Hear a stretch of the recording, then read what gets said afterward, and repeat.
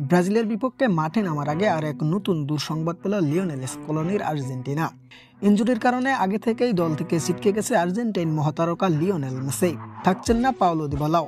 অন্যদিকে মার্টিনেজও নেই দলের সাথে। তার উপর উরুগুয়ের ম্যাচে বাজলো নতুন আর এক বিপত্তি।